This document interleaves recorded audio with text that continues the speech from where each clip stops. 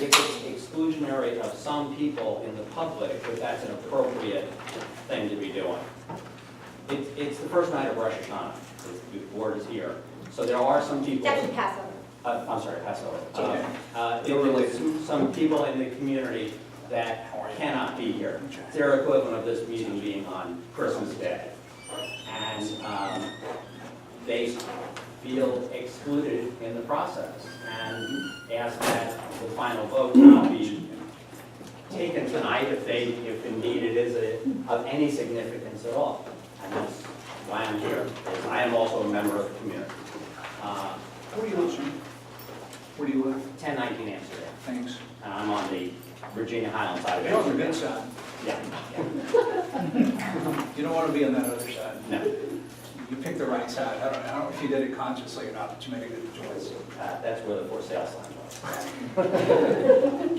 I applaud your choice. So can we just ask the board as a group if indeed you feel that the final meeting on this before a vote should be done tonight or should be postponed to your next meeting?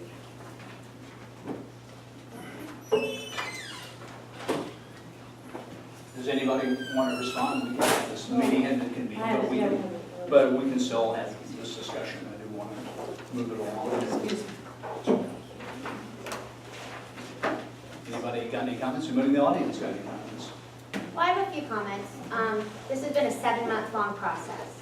And as Jack indicated, we've received input at public meetings, online, surveys, via the website, via personal emails that have been sent to us. There's been a 7-month process for people to contribute their thoughts and ideas and express their views. And there have been modifications to the drafts, to the proposals that reflect that input.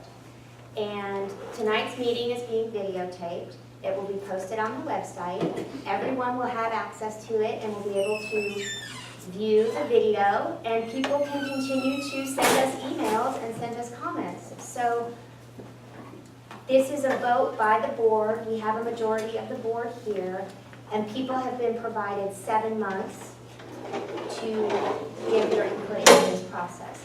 So we welcome people to watch the video. We welcome people to email us tomorrow. We welcome people to email us when Passover is over. We welcome people to email us if they are out of town on a business meeting tonight and want to provide further input.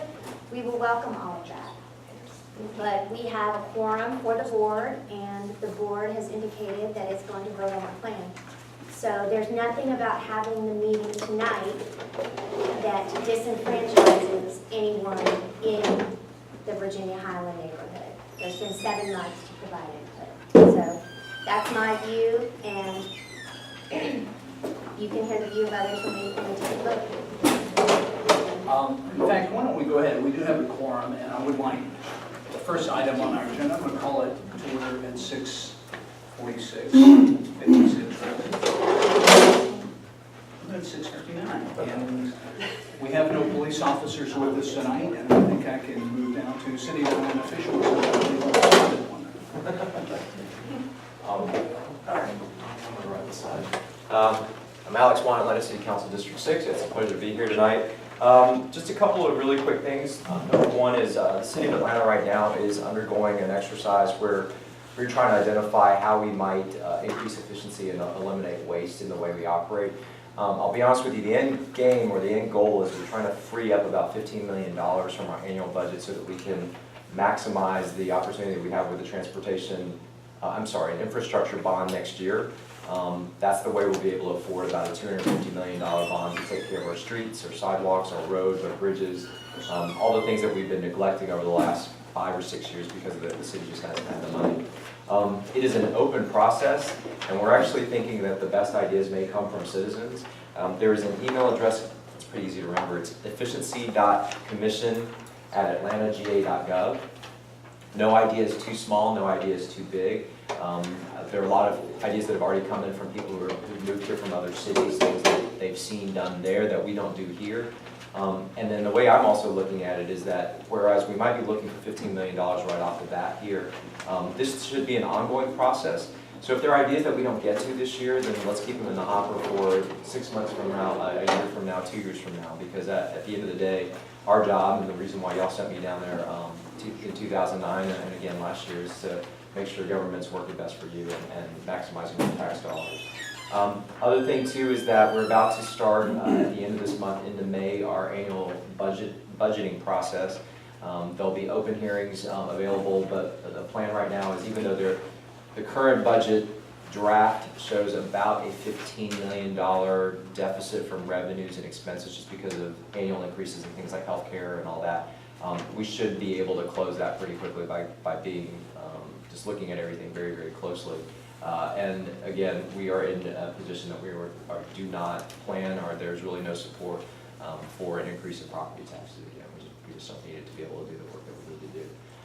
But again, if you have ideas on that, and particularly on the Efficiency Commission, I will challenge you to just think about the times that you interact with the city, be it with permits, be it with going to pay your bill, times when you called and don't get a response. I mean, those are the examples that should inspire you to suggest ways that we can do things better.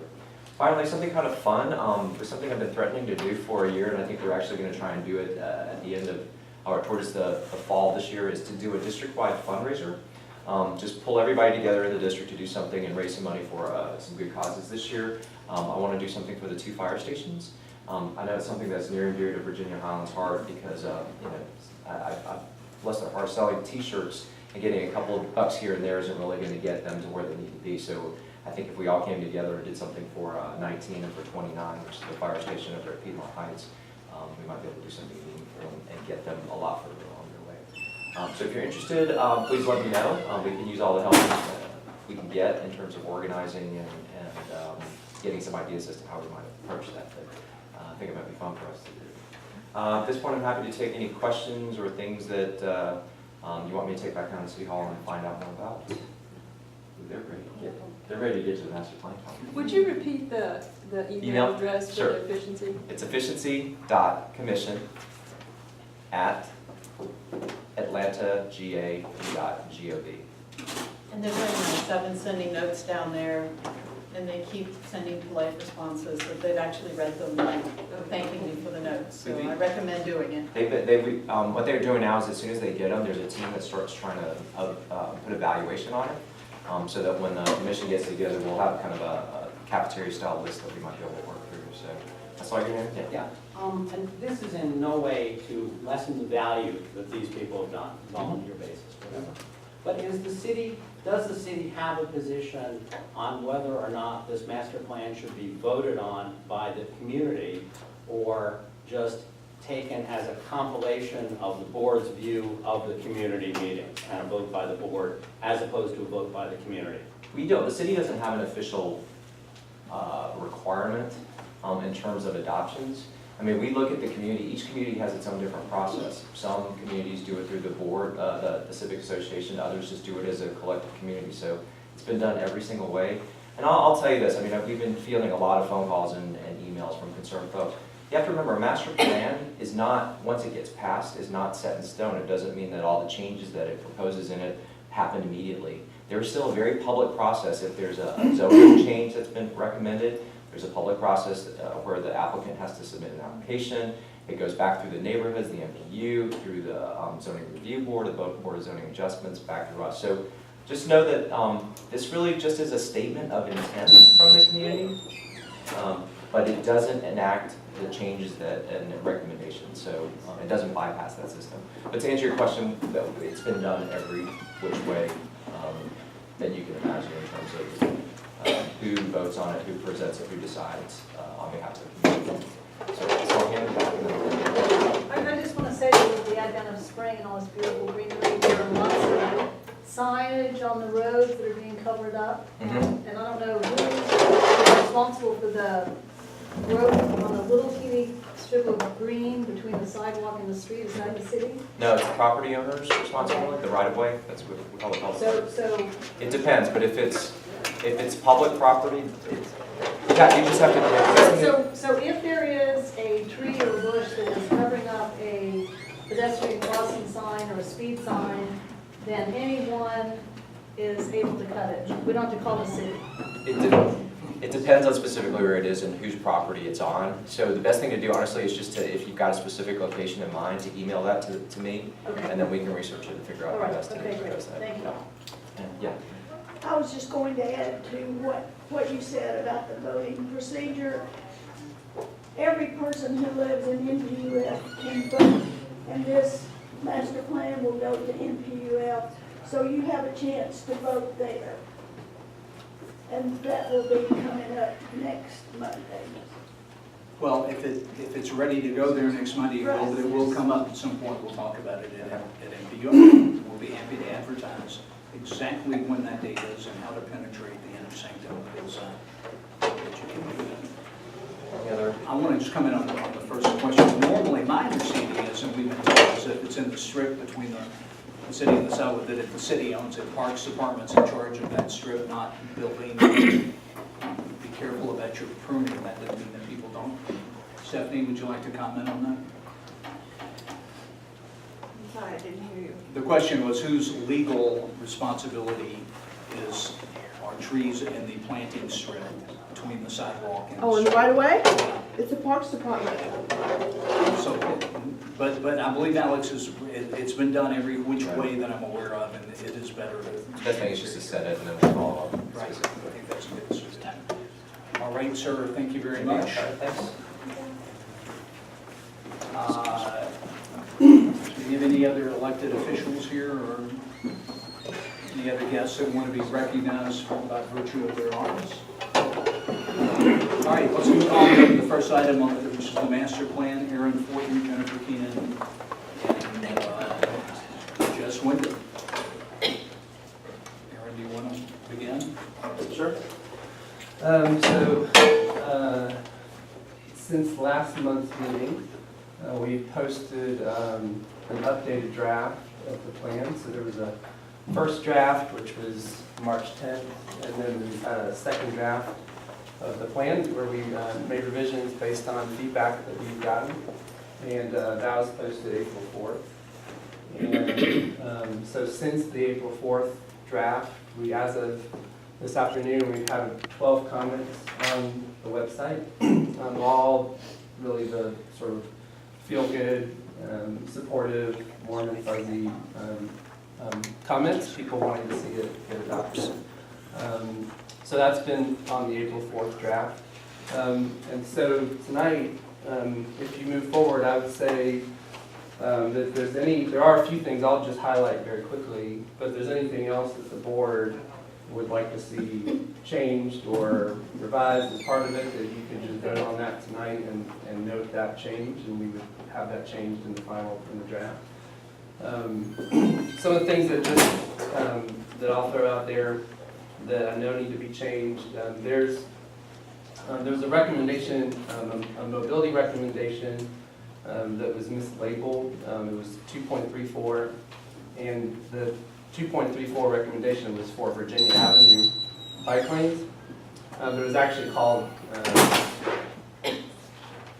it's for St. Charles, but it's called Virginia Avenue bike lanes. So anyway, that needs to get fixed. And we have to create a new recommendation that actually does address the Virginia Avenue, the St. Charles bike lanes and the Virginia Avenue bike lanes. So that's just a correction that needs to be made in the draft. And then one thing that came up too that I want to make a revision to in the draft is a little bit to some of what we've just talked about.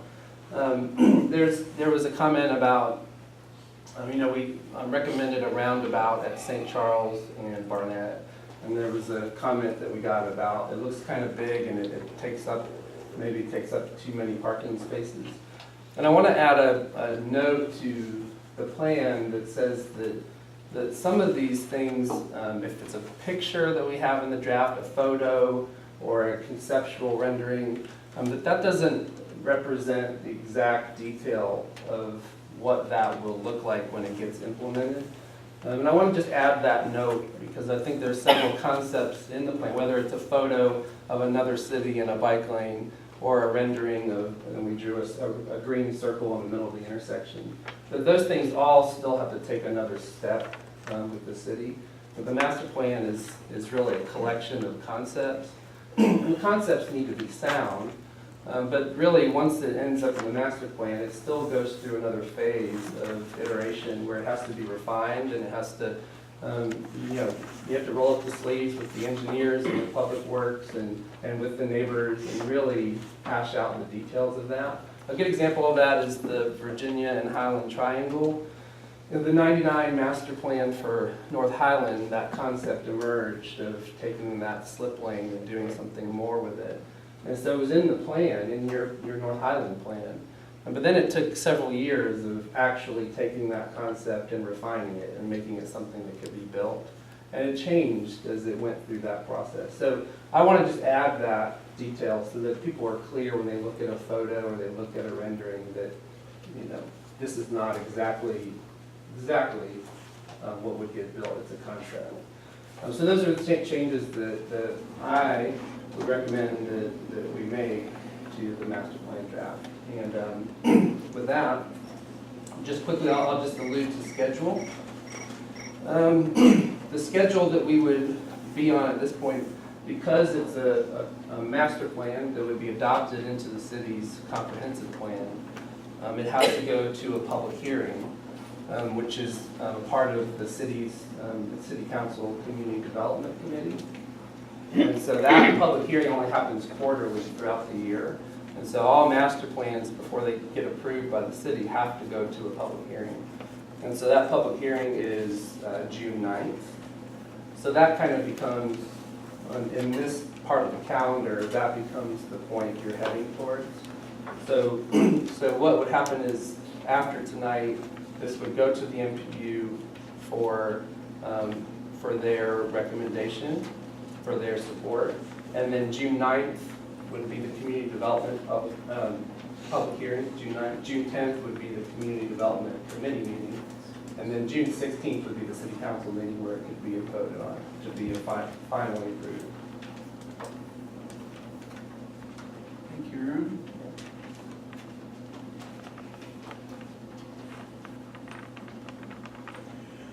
Do you have anything to add?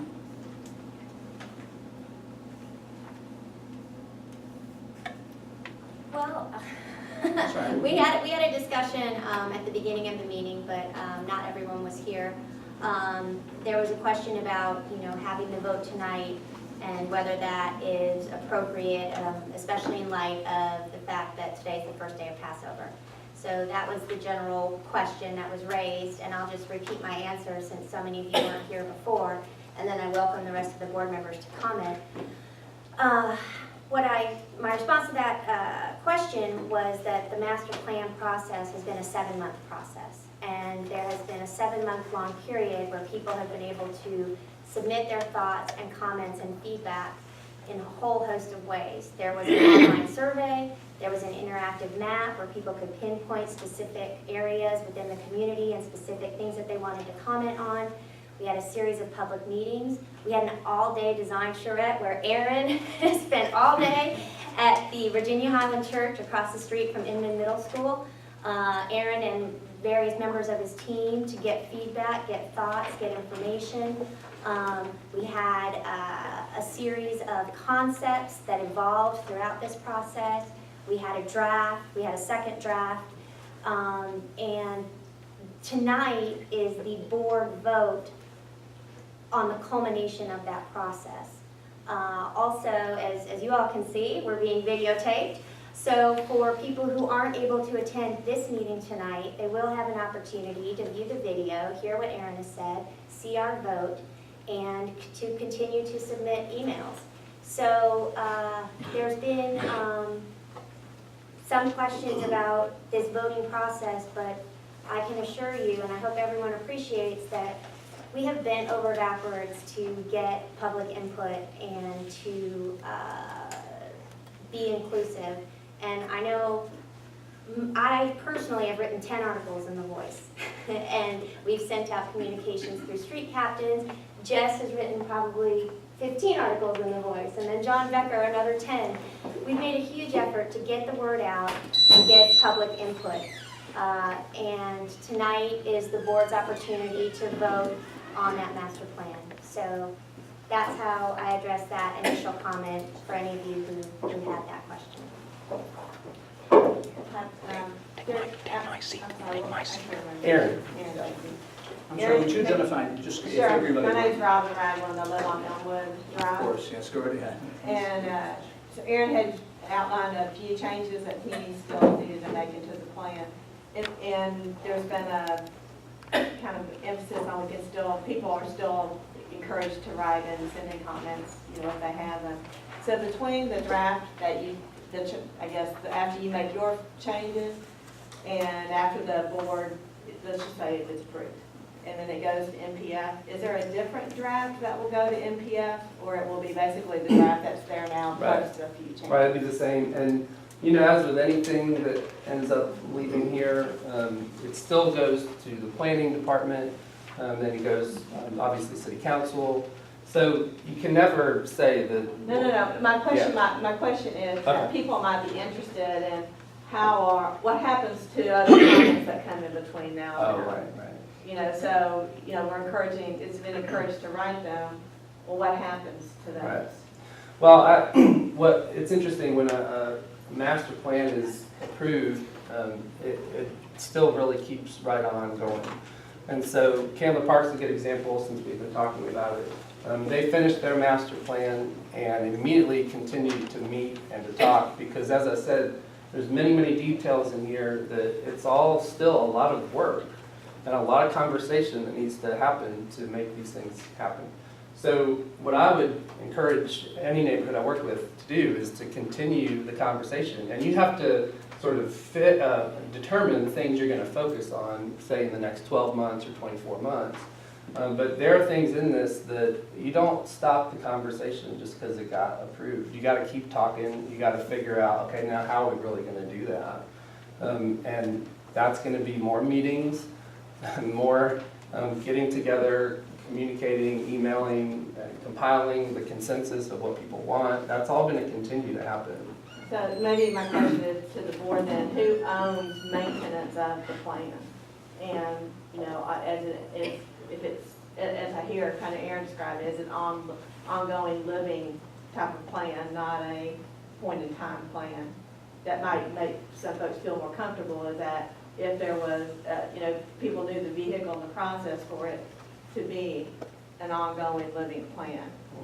Sure, I'll be glad to take a crack at that. In fact, most of the time on these concepts, we deal with them in the planning meeting virtually every single month in one respect or another, trying to articulate and understand what the various city departments are doing, what ways they're moving, what influences are coming to pass, the historic approaches that have been used in Virginia-Highland, the particular challenges that we're facing, and how to get them communicated and into an impact. So let me back up one piece here. I don't think we anticipate any radical changes in the master plan that would go forward to NPUF from this. So if the question is, will a position be reversed or radically altered, the answer certainly for me would be, we couldn't do that without stopping, republicizing the whole piece and redoing input on it. I have a notebook full of some of them grammatical errors, some of them just words that were not used properly, a couple of which I wrote, and accepted spell check when I shouldn't, and series of that. So those kind of things would occur. I think we're willing to hear comments right now and in the next day or two about it, but I will second what Jennifer said. I've been to many, many small group meetings in this neighborhood on this topic, including one yesterday afternoon, and reviewed every single comment that were printed in the 2 online editions, reviewed all the comments that are on our website, our formal website, talked to tons of people at every case, including when we were originally meeting on another topic. It didn't take long to get to this. There are several issues that have been real hot button issues here. One of them, by far, the one that has generated the most single comments without a single doubt, and this is demonstrable statistically any way you want to get to it, is the road diet on Monroe Drive. The road diet on Monroe Drive is a city plan that has been adopted twice in the city. I think that what has happened in this process, and this is not unusual, it was pretty predictable and was predicted, that a lot of folks, that we did, if you want to be flattering, we did a better job of distributing the information about this plan into the public sphere than the city of Atlanta apparently did in either of its iterations of it. That plus I think some new folks have moved in and have discovered it, and conditions are a little different now. They're actually more favorable by most accounts to the road dot than they were 6 years ago.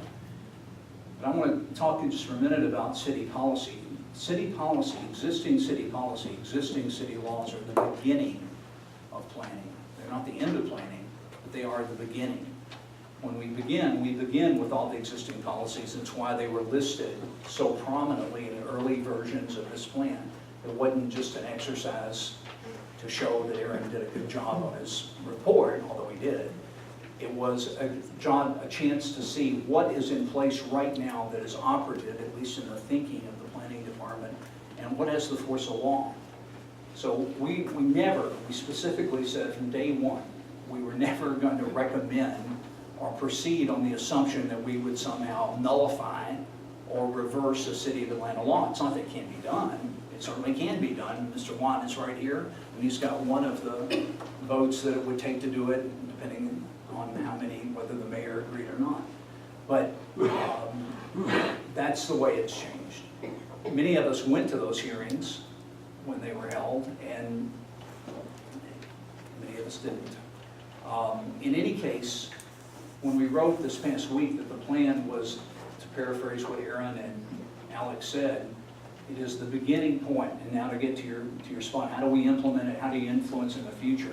Well, formally, and this was our discussion with Mr. Schlofsky, was that the board is vested in Virginia-Highland with the power to make the decisions for the city association. It's been a representative form in the same basic system that elected Alex. A small number of eligible people to vote elected us, as they did with Alex, for better and for worse. We're all up for a vote come this September. And I don't say this daringly, but that's how this system works, for better and for worse. And I hope that we will be evaluated, whoever is running from this board, and there's some extraordinarily good people on it, will be evaluated by the populace on the basis of a wide range of things, honesty and openness included.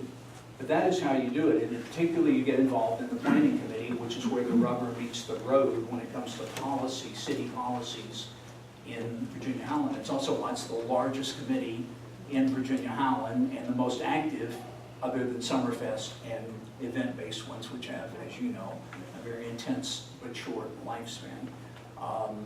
And that's the way to be involved. And in generally speaking, the plea that was in the news, that was in the article this weekend, about at the very end, that said if one of the best things that happens from this is if people are energized and aware of city policy and of how it works in Virginia-Highland, and will come out and get involved in the committees, even if it's with a different viewpoint, I think we would welcome that wholeheartedly. I will tell you, the planning committee has a pretty sharp diversity of opinion within it about some critical issues.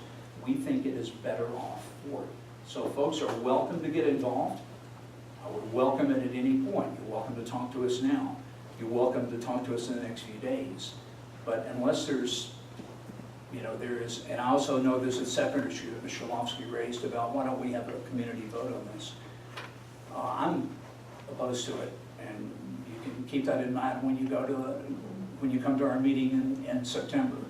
I'm opposed to it because I don't think it will produce a result that is any more representative of the will of this neighborhood than electing this board to do it.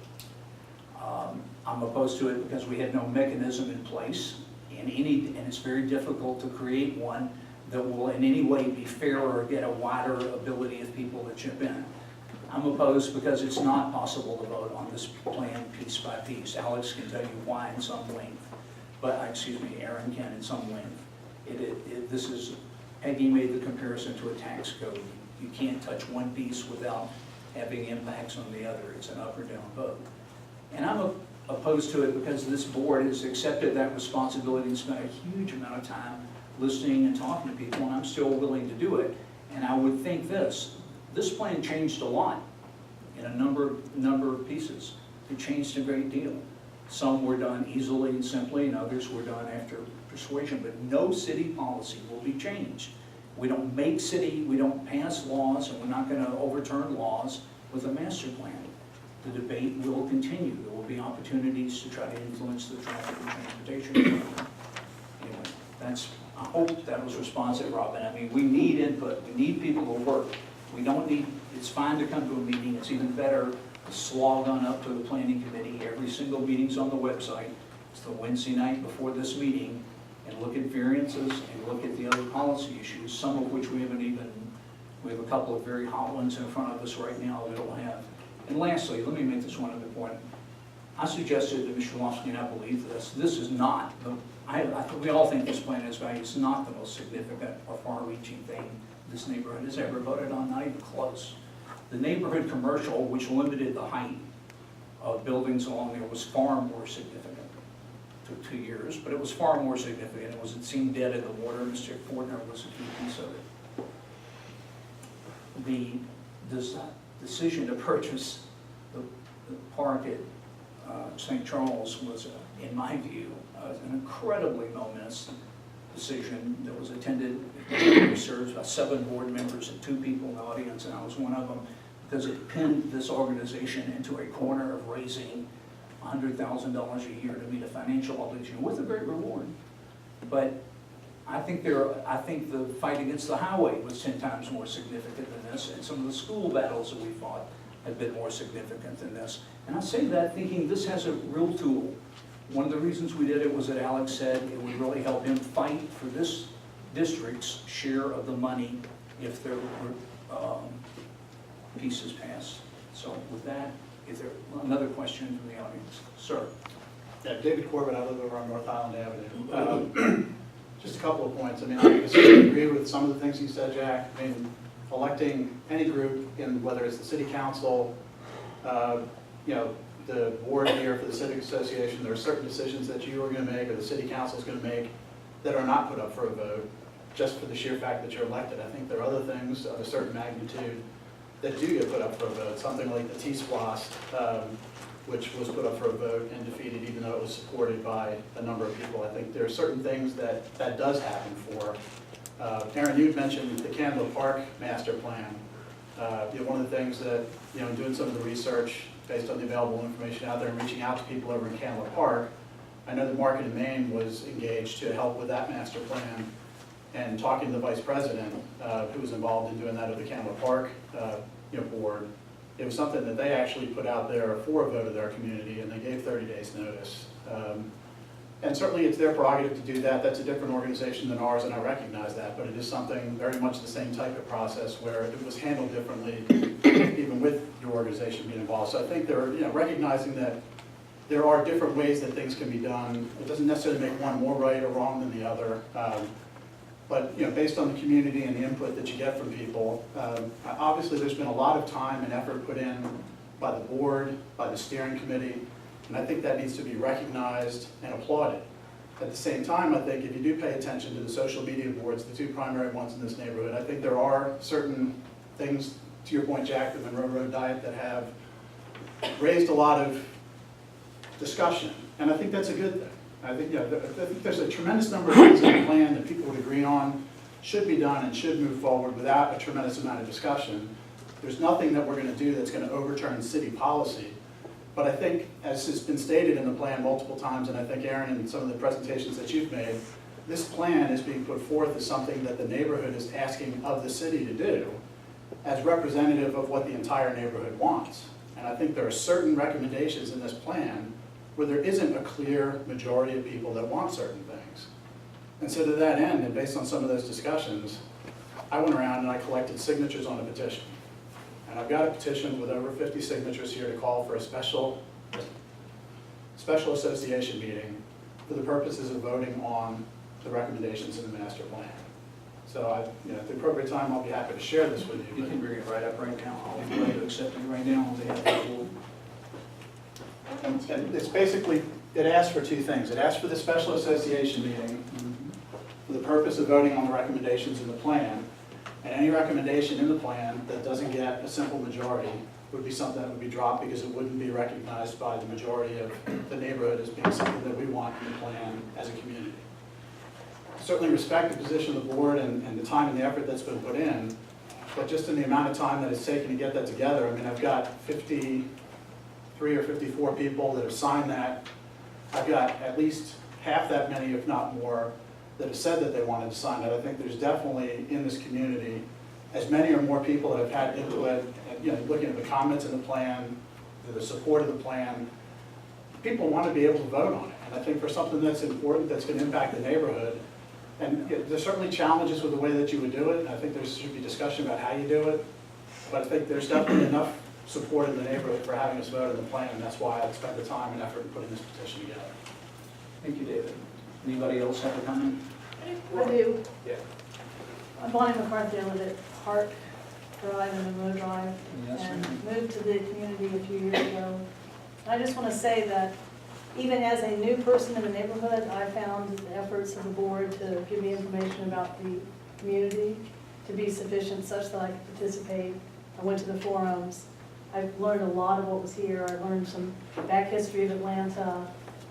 And because I was able to do that, and because I understand that these are elected officials that have been given the power to be a voice for the community, I really feel that they should be allowed to do what they were asked to do, which is to represent the community.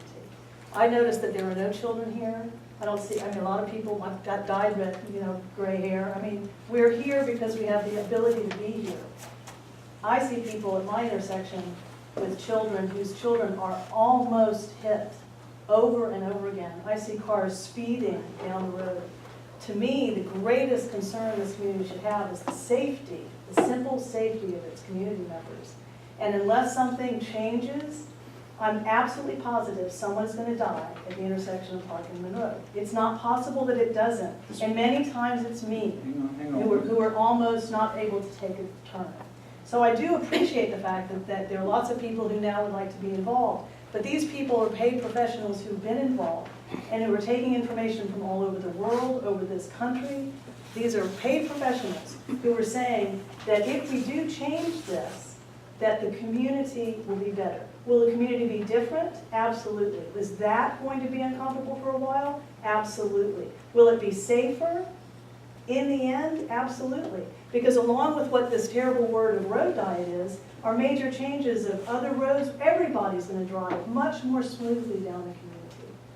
I mean, It's not a petition against the Okay, road hang diet. on no, one second. what I know is, what would happen if we continue and we say, we've got all this information, we've done all this study, the people that we've asked to make a decision are going to make a decision. What if we did that and started to see what would happen?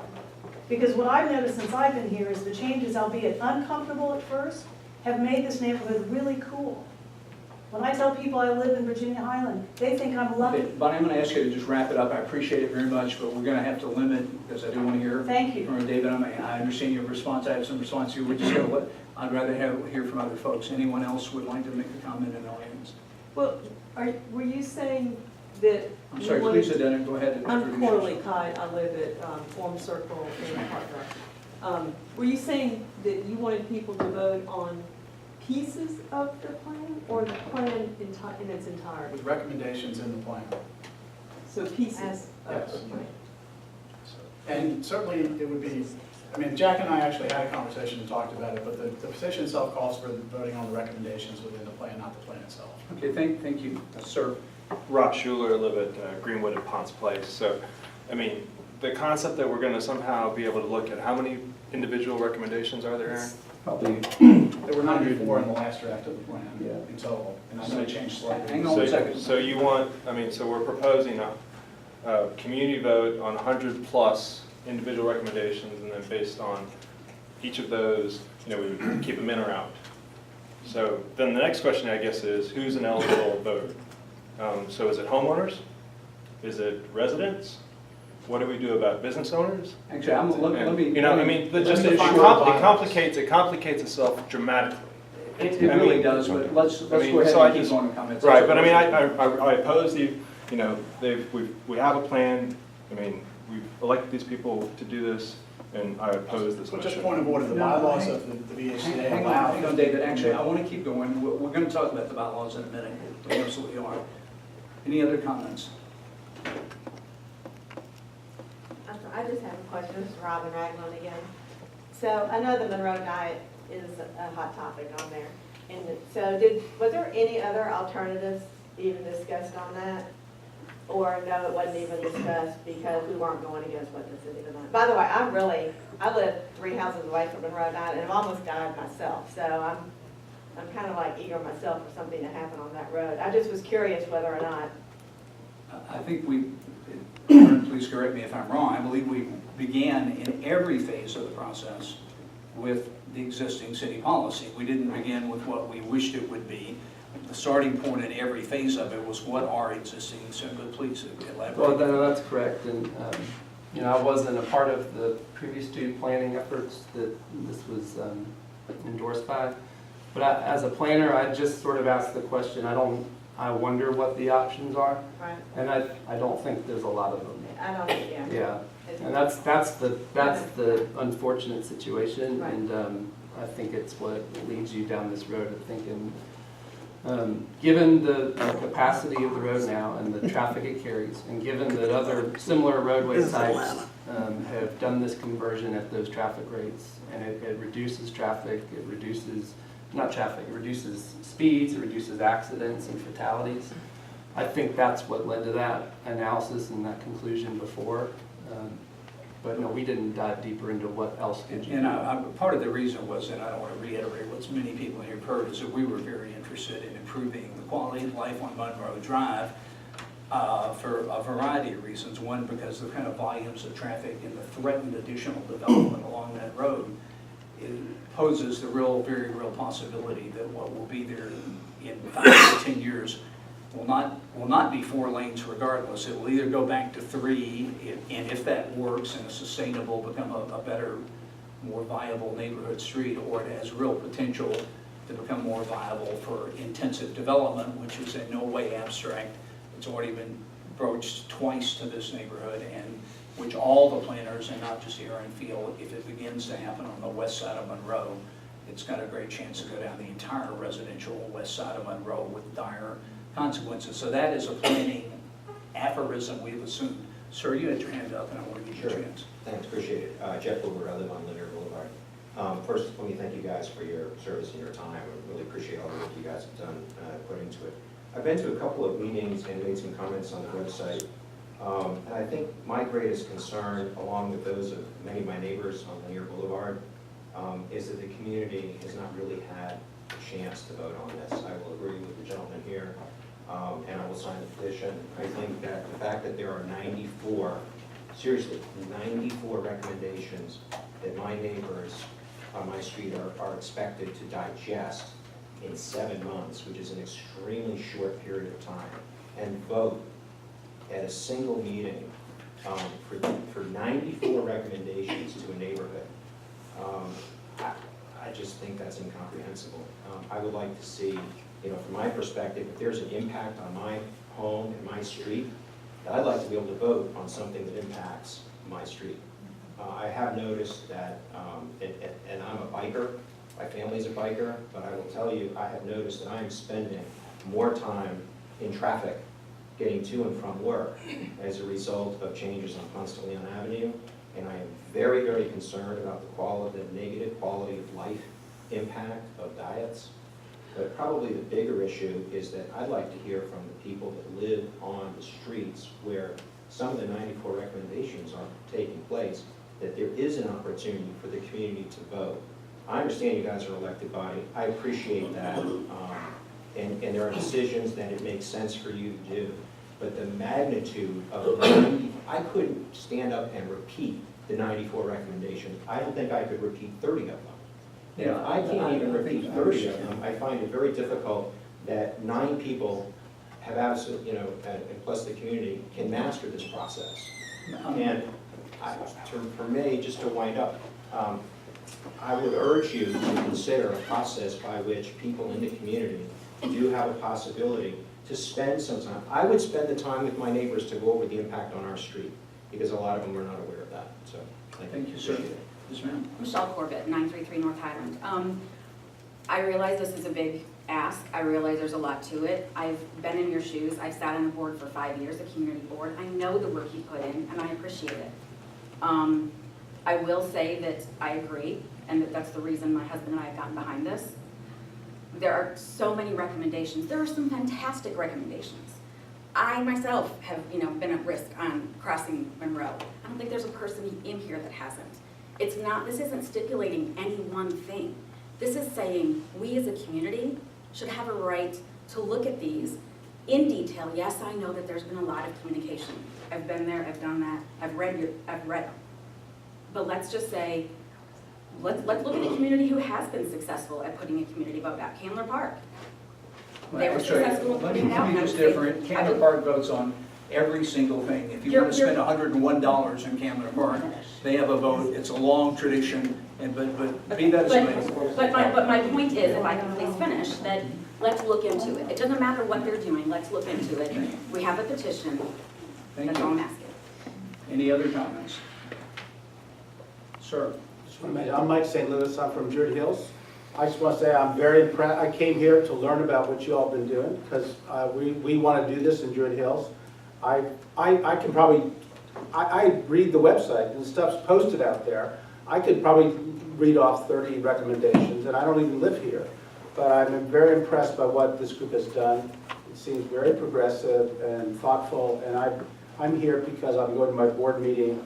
I'm a board member at Druid Hills, and I'm going to my board meeting on Wednesday, and I wanted to be informed about what Virginia-Highlands is doing. That seems very, very together. I just flew in from DC.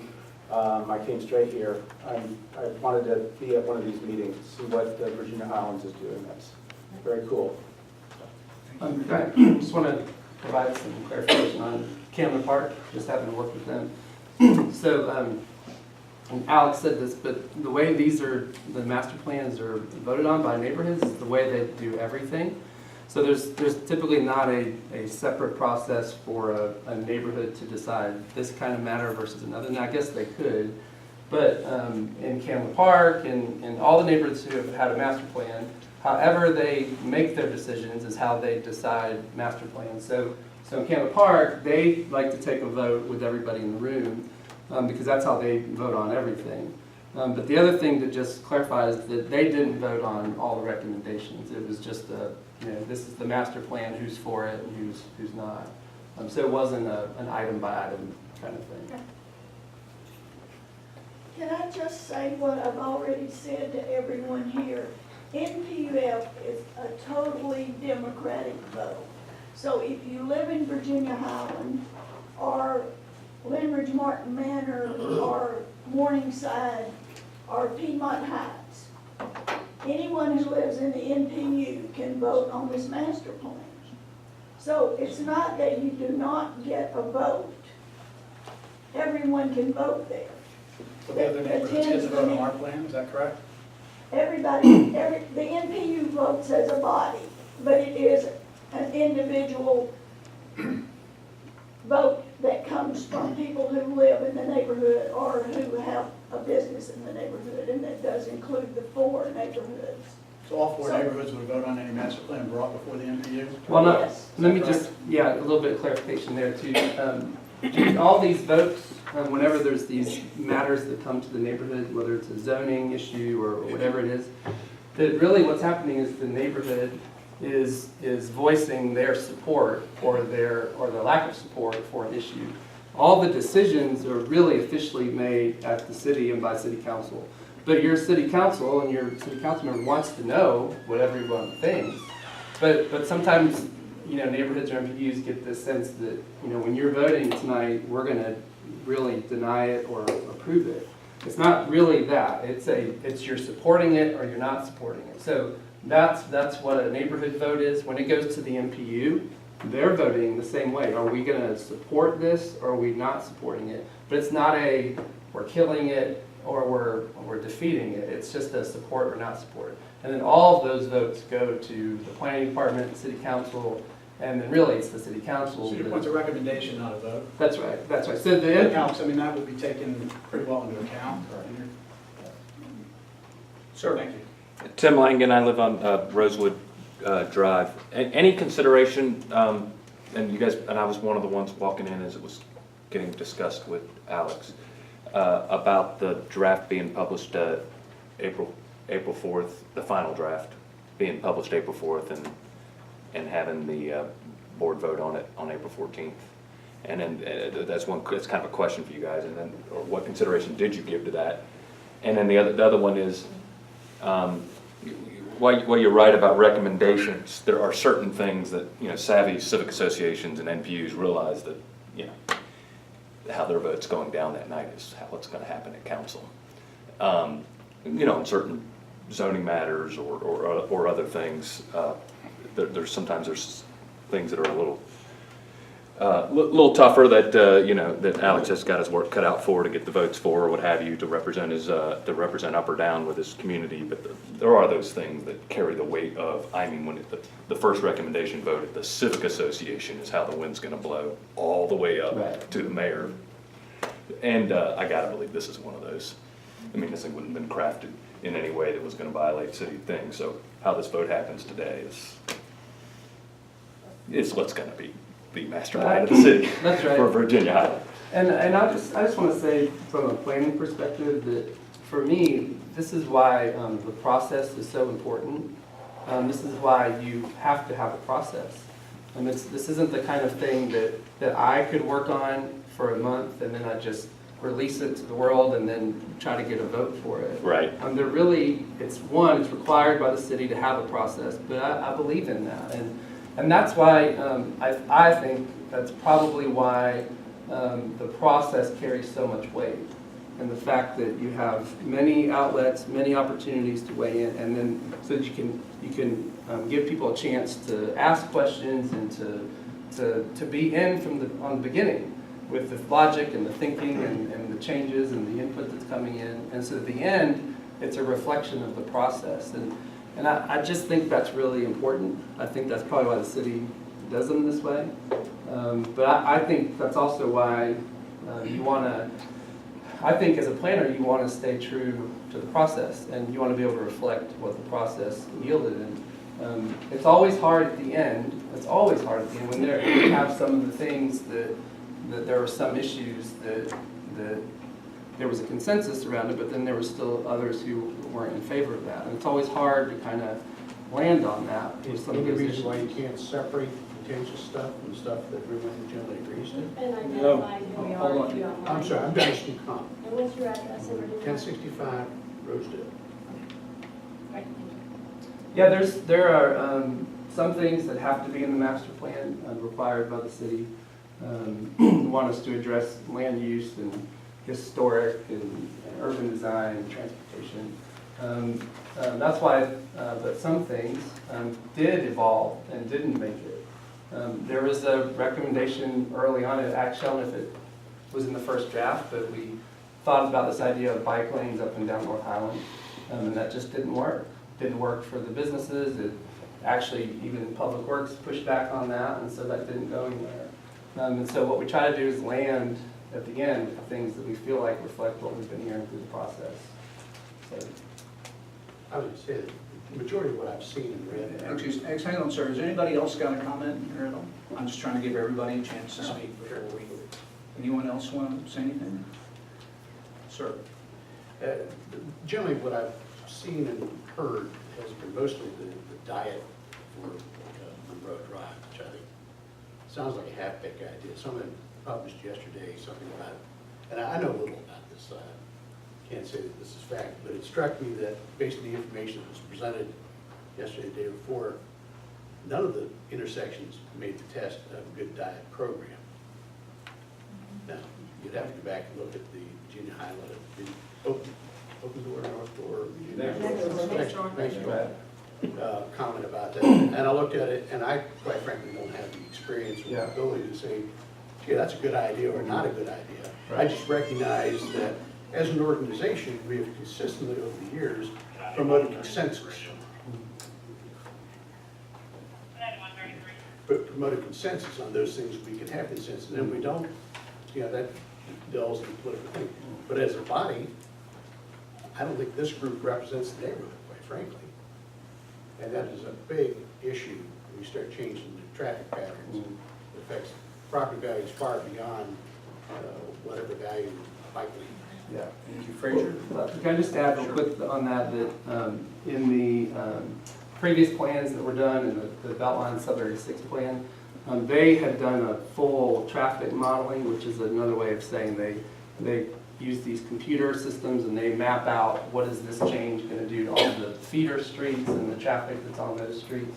And that was a full analysis done by the traffic engineers on the road diet concept, and that's where they recommended the concept and felt like it worked with the traffic models. And that was when the traffic on Monroe was higher, the volume was higher than it is today. So I think that's why the city feels comfortable in that today, given that it's several years later and it's less than when they modeled it before. But I just wanted to be able to address that specifically. Because we didn't do a model. Those are expensive and this is sort of a more comprehensive process. But we did look at the numbers today and it's less than what it was when the previous plan was done. Frazier. And actually, one second, Frazier, my apologies. Lieutenant Floyd is here, and he sees that he's walked into a heartfelt discussion. But sir, I do want to recognize you, thank you for your attendance. And if there's anything terribly urgent, and if not, we'll see you next month, and we'll give you the opportunity. I don't have anything that's terribly urgent. You know, if anybody have any concerns or anything that they need from Zone 6 per se, you could just, I'll wait around outside. You can come talk to me outside, and I'll see that those concerns are addressed. If not, I will be back next week. We'll put you on as soon as you get here then, and you'll have more time. Thank you. My apologies for being late. No, we're glad to see you. Thank you very much. All right, have a good evening. Thank you. Frazier. Introduce Frazier Dwaret, 953 Highland View. In full disclosure, I am a member of the steering committee. But with respect to some of the last few comments by neighbors here, I would like to say one, consensus. 7 months of multiple meetings, multiple publishing of the drafts as we got to them, clearly represent consensus. It represents a process. Hang on, we're not. Process that took into comments of everybody who took it upon themselves to come to the meeting, to send emails, to comment directly after a draft came out. So the consensus is there. The fact that you were not part of the consensus at the time, I'm sorry, there are a lot of people that weren't part of the program, but by gosh, over 7 months, if you can't go through 104 items, and 7 months is not long enough for you to know what's in those items, I don't know what else we can do. Would you suggest 1.5 years? I'm being flippant. I'm going to get back to the point. We have given the entire neighborhood every opportunity over more than 7 months. And yes, it's frustrating to anybody at the last minute. Oh my gosh, there's this plan. I don't like that. Let's bring it to a vote for everybody. Clearly, as Jack said, we're not going to vote on individual items, but there's been plenty of consensus building, plenty of time for everybody to input their objections as well as their support. And that's where we are now. Very much. There was a question earlier on about ownership. As we've mentioned, this plan is a starting point for implementation, and no laws will change, no code would change without further discussion. And bringing in the people on the board and the committees and residents that have the expertise in that area. Some things cross over committees. For example, planning is certainly the keeper of a lot of these types of topics, but there's parks, there's safety, there's all of those types of things. So with any of these initiatives, it will be a combination of what budget might be available, what are the costs associated which are in the plan. Are there some things that are reasonable that had so much consensus that it makes sense to go forward with those, look at our budget and see what we can do? Does it involve a parks person coming to the planning committee and talking about it, writing articles about it further and sending those out to the community to say, this has fallen out of the plan. There was a lot of consensus around this concept. We think we like to go forward. That's how this board and the committees that are part of the Civic Association operate. They work